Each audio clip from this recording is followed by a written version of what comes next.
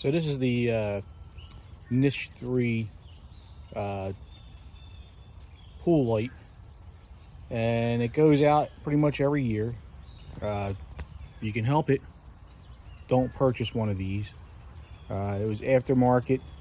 The pool company put it in, and they only have to drill a small hole, and then they mount it on the outside of your pool wall.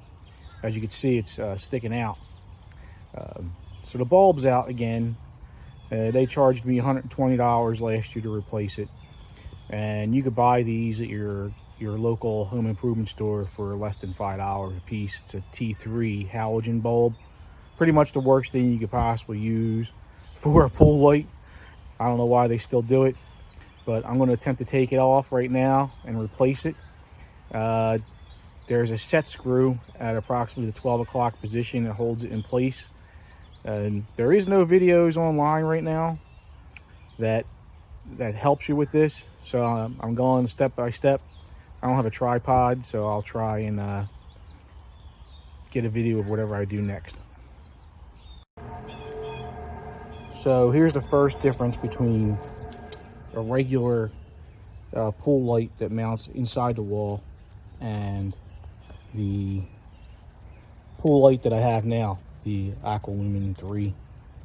The wire actually wraps around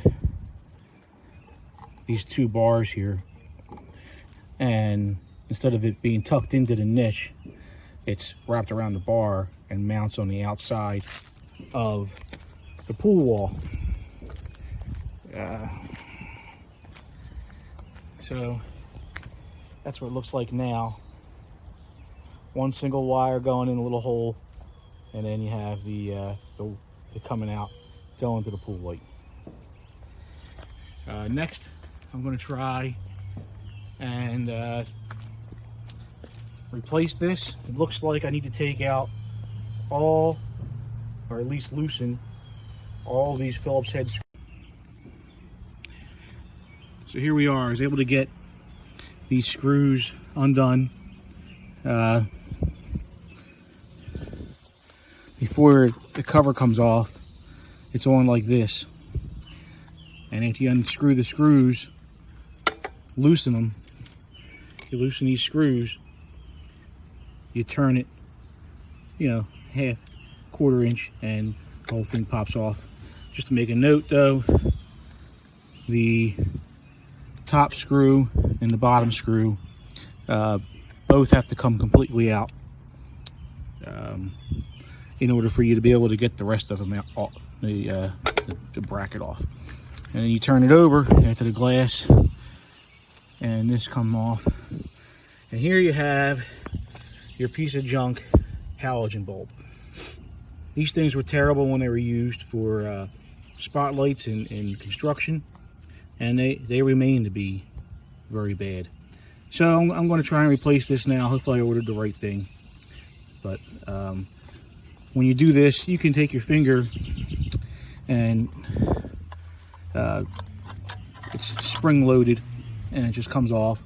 Both of these have to make connection to the inside here, and if you could see, this thing's spring loaded, so the bulb is spring loaded. Now that's fine to take it off with your hand, but you should get a gloved hand, a surgical glove or cloth or something to handle the new bulb, because it does cut down on the amount of time the bulb lasts if you get oils on it from your fingers. All right, let me unwrap it and I'll get back to you. Here's the bulb that I bought from the local home improvement store. 250 watt, 120 volt. It says 4,000 looms. So $10 for the pair. If you buy the bulb from the company that makes the bulbs for this, it's $20 per bulb. It's the same bulb, no difference. You'll note on the back, even tells you, do not touch lamp during installation, wipe off fingerprints, and you get it from there. So I'm going to attempt this right now. Use glove I have here, nitrile glove. It doesn't have any oils on it right now. And I'm going to take the bulb out and put it into the light fixture. So I got the bulb in fairly easy. You know, stick it in the spring-loaded end, push, and then drop it in to the other side. Now I'm going to put it back together, starting with the glass and then the bracket. Normally, every time you change the bulb, you want to change this gasket, so you'd have to order that ahead of time so you have it. But this is brand new, less than a year old, so I'm going to leave it for now. So now, as you can see, I got it back on. Made sure that these set screws were set first. Screw them in and then put these, tighten these down. I use the same theory that you use with putting on a tire on a car. You know, you start with a lug nut, keep going back and forth until it's tightened down. Don't know if that's going to matter or not. Just out of abundance of precaution, abundance of safety, I decided to do that. So as you can see, on the other side, it's sealed up again.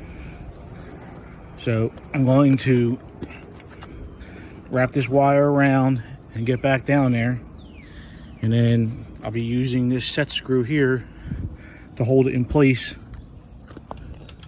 through the front of it again, through the front here.